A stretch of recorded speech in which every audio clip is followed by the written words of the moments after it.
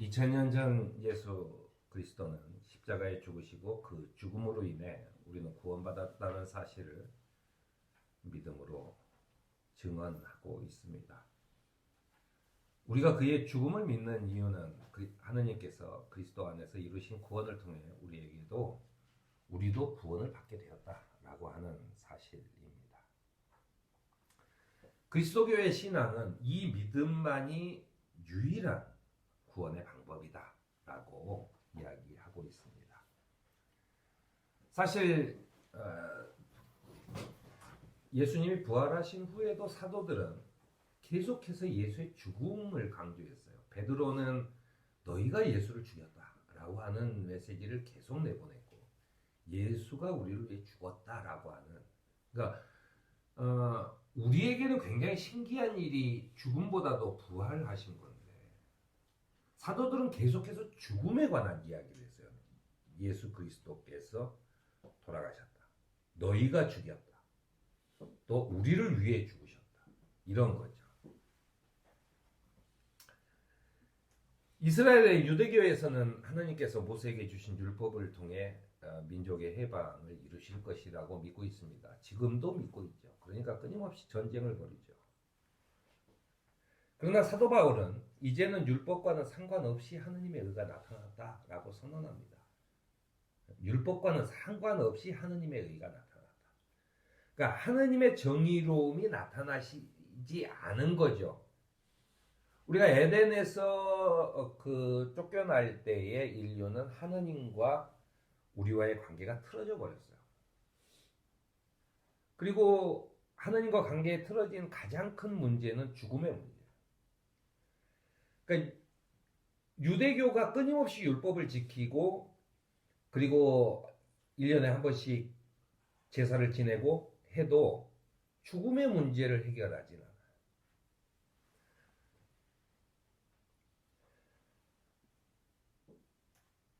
이게 사도 바울에게는 이런 겁니다. 하나님의 의는 그리스도를 믿는 믿음을 통해서 오신 것인데 그것은 모든 사람에게 미치는 것이고 여기에는 아무런 차별이 없다 얘기하는 거예요.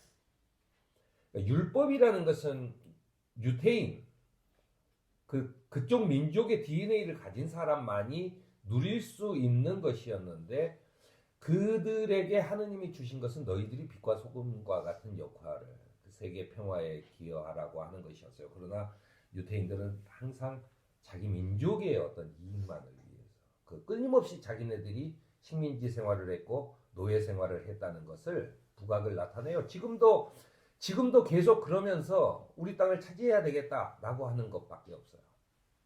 그게 하느님의 뜻이다라고 하는 거죠. 근데 그게 진짜로 하느님의 뜻이라면은 우리가 믿는 하느님은 그저 그냥 중동 지역에서 믿는 하나의 민족 종교에 지나지 않아요. 똑같이 하느님을 믿는 이슬람과 똑같은 하느님을 믿는 유태인의 끊임없는 싸움이죠.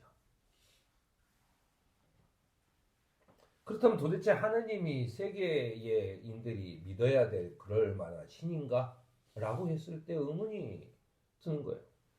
하지만 사도 바울은 하느님의 의는 그리스도를 믿는 믿음을 통해서 오는 것이고 그 믿는 믿음이라는 것은 믿는 모든 사람들에게 미치는 것이며 그렇기 때문에 거기에는 아무런 차별이 없다라고 선언하고 있는 겁니다. 바울은 모든 사람들이 그 죄 속에 얽매여 있기 때문에 하느님의 영광에 미치지 못했지만 사람은 그리스도 예수 안에서는 구원으로 말미암아 하느님의 은혜로 값없이 의롭다는 선언을 받았다라고 얘기하는 거예요. 대단히 중요하죠. 너희도 의롭다라고 인정을 받는 겁니다. 그렇다면 이 믿음이라는 것이 도대체 무엇이길래 이 믿음을 통해서 그런 하느님의 엄청난 혜택을 누리고 있는 걸까? 이런 거죠. 믿음의 본질이라는 것은 선포된 복음을 믿는 것입니다. 교회의 본질 중에 하나가 말씀이 있어요. 그건 캐리그마라고 하는 겁니다. 캐리그마. 말씀이 있어야 되는 거죠. 교회의 본질의 또 한 가지 측면은 코이노니아입니다. 친교가 있어야 돼요. 그 다음에는 디아코니아라고 해서 봉사가 있어요. 말씀과 친교와 봉사가 있는 곳, 그것을 교회라고 하는 겁니다. 그것을 교회라. 말씀과 친교는 있는데 봉사가 없다. 그러면은 교회가 아직 안 되는 거죠. 사도 바울이 요약한 그리스도께서 성경대로 우리의 죄를 죽으셨다는 것과 무덤에 묻히셨다는 것과 성경대로 사흘날에 살아나셨다는 것, 이것을 믿는 것이라고 아주 간단 명료하게 얘기합니다. 그리고 사도 바울은 이것이 구약 성서를 통틀어 보면은 그렇게 요약할 수 있다는 거예요. 예수께서 우리를 위해 죽고 그리고 부활하셨다. 이것이 믿음의 핵심입니다. 그게 예수께서 죽고 부활하셔서 인간에게 구원을 주셨다. 그를 믿는 사람에게 구원을 주셨다라고 하는 것은 그냥 객관적인 또는 누구의 주장이죠. 우리가 믿음이라는 것은 예수께서 나를 위하여 죽고 나를 위하여 부활하셨다라고 믿게 되는 것이 바로 그 믿음이라는 겁니다. 예수께서 우리를 위해라는 것은 우리에게 어떤 이득을 주기 위해서라는 뜻이에요. 그렇잖아요? 예수께서 우리를 위해. 인간의 죄는 창조주 하느님과의 관계가 끊어진 거에 있습니다. 그러니까 그 나무가 뿌리를 뽑혀가지고 그저 누워 있는 거죠. 그 뽑히자마자 죽지 않아요. 그 뽑히자마자 그 가지고 있던 양분으로 뭐 잎사귀도 나고 꽃도 피우고 합니다. 그런데 결국 그것은 한 해가 지나기 전에 죽고 마는 거죠. 그게 사람의 상태라는 거예요. 우리의 근원인 하느님과의 관계가 멀어지면서 사람은 끊임없이 건강에 염려증을 느끼고 끊임없이 하면서 살아가지만 노화가 되는 것은 어쩔 수가 없는 거예요. 그리고 거기에서 그리고 누구나도 똑같이 죽음을 맞이하게 되는 거예요. 그런데 결국 그 양분을 얻는 그것은 어디냐면은 우리를 만든 조물주 하느님, 창조주 하느님에게 돌아가는 거예요. 나무를 다시 심는 거죠. 그러면 나는 끊임없이 거기에서 양분을 얻어서 끊임없이 새싹을 틔울 수가 있게 되는 거죠. 바로 그것이 우리가 구원받는 것에 대한 하나의 그림입니다. 우리가 예수께서 바로 우리를 위해 죽으셨다는 것, 이걸 믿는 거예요. 죽음 앞에 놓인 우리를 위해 대신 죽으셨다는 것, 죽음의 덫을 예수께서 감당하셨다는 것, 하나님께서는 그리스도의 죽음을 우리 모두의 죽음으로 결정하셨다라고 하는 것. 그렇기 때문에 믿음으로 믿는 이들은 예수 그리스도의 죽음이 바로 우리의 죽음으로 받아들인다는 것입니다. 이 말은 무슨 말이냐면 예수께서 죽었을 때 죽음을 믿는 순간 우리도 죽어버린 거예요. 우린 이미 죽은 사람들이라는 겁니다.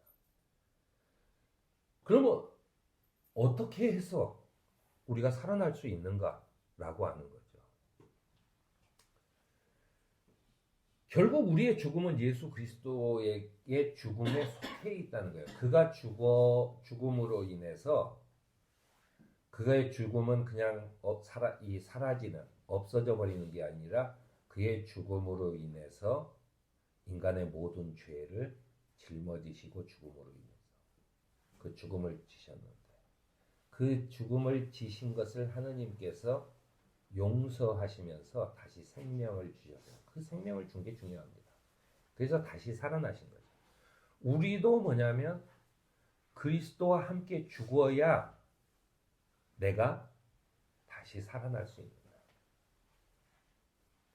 그것을 교회에서, 그리스도 교회에서는 상징적인 표시로 세례라고 합니다. 여러분들이 세례를 다 받으셨어요. 세례는 우리가 그리스도와 함께 죽었다는 것을 표현하는 것입니다. 내가 세례를 받는다라고 하는 것이 한편으로는 내가 이제 그 앞으로 교회에 다닐 거야 또는 하느님을 믿을 거야라고 하는 그 선서죠. 나는 이제 하느님을 믿을 거다라고 하는. 그런데 이게 이 세례의 의미는 그런 그 입교식 같은 것이 아니라 나는 이제 죽었어 라고 하는 뜻입니다. 세례를 그래서 물로 세례를 받으신 거죠. 예수께서도 물 속에 들어갔다가 그 세례를 받으셨어요. 그 당시는 하느님께서 내 사랑하는 아들이다 라고 하는 선언으로 받습니다. 이게 세례를 받는 것은 믿는 자가 되어가는 종결이에요. 그게 끝이에요. 사실은 교회들이 자꾸 그 무언가를 해야만 구원을 얻는다라고 자꾸 이야기를 하니까 우리가 눈에 보이는 또는 또 그 설명하기 편하게 하다 보니까 그것이 어떻게 되냐면은 그 불교처럼 내가 덕을 많이 쌓아야만 하느님께로 가는 것처럼 생각을 해요. 아니요, 세례를 받은 것으로 그건 다 끝이에요. 모든 과정은 끝입니다. 졸업을 했어요. 왜냐하면 죽어버렸으니까. 우리의 생명은 이미 죽었으니까. 그럼 나는 왜 지금 살고 있나요? 여러분들은 부활의 생명을 살고 있는 겁니다. 그렇기 때문에 지금 비록 양분이 떨어져서 점점 노화되고 늙어가지만 그리스도인들에게는 그 다음 새로운 종자로 넘어갈 때까지 잠시 잤다 일어나면 다시 생명을 얻게 되는, 그것은 그 부활의 과정이 아니에요. 예수님께서 부활하셨기 때문에 우리는 이미 죽었고 그리고 다시 살고 있는 겁니다. 이제 우리가 얻은 새로운 생명은 땅에 뿌리 내린 나무처럼 생명을 위한 양분을 충분히 공급받는 상태가 됐어요. 부활한 사람은 부활하신 그 우리가 하느님의 나라라고 하는 것은 양분을 하느님으로부터 받기 때문에 우리에게 부족함이 없어요. 그 영양제나 이런 걸 먹을 필요도 없고 병도 걸리지 않아요. 왜냐하면 끊임없이 새로운 생명으로 거듭나고 있기 때문입니다. 우리는 세례를 통해 하나님의 은총으로 구원받은 백성이 된 후에 비로소 예수 그리스도가 우리를 죽으셨다라고 하는 그 믿음을 얻게 된다는 뜻입니다. 그래서 세례는 이제 내가 죽음의 노예에서 구원받아 생명의 백성이 되었다는 선언인 것입니다. 사도 바울은 하느님께서 이 예수를 속죄제물로 내어주셨습니다라고 고백합니다. 그것은 그의 피를 믿을 때만 유효하다는 말입니다. 하느님께서는 자기 아들을 세상에 던져주셨어요. 그런데 세상은 그를 죽였습니다.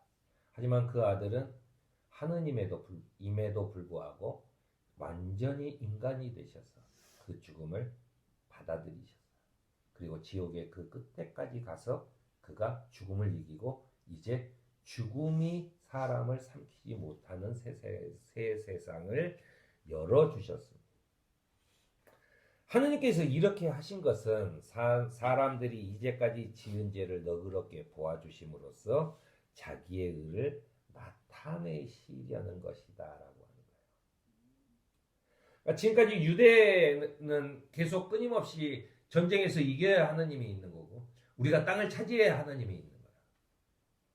안 그러면 하느님이 왜 우리를 버렸는가 라고 하는 얘기를 하는 겁니다. 그런데 그것은 아무것도 아니에요. 그것은 아무것도 아니에요. 그건 결국 세상에서 뿌리 뽑힌 나무가 지네들끼리 치고받고 싸우는 거에 불과하잖아요. 그게 무슨 의미가 있겠어요. 하지만 사람들이 지금까지 지은 죄, 하느님과의 관계가 떨어진 것, 그래서 우리가 생명의 양분을 얻지 못하는 것을 너그럽게 보아주심으로써 우리를 다시 연결하고 다시 연결하심으로써 나의 의는, 나의 정의는 너희한테 그 땅을 주는 것, 너희 민족이 전쟁에서 이기는 것이 아니라 너희가 그 참 생명을 얻고 사는 것이라고 하는 것을 나타내 보이시려고 하신 일이다라고 하는 그런 선언인 것입니다. 우리를 부르시어 주님의 백성으로 삼으신 구원의 뜻을 믿음으로 소명이 넘치는 공동체의 삶을 살아가는 저와 여러분이 되기를 바랍니다. 아멘.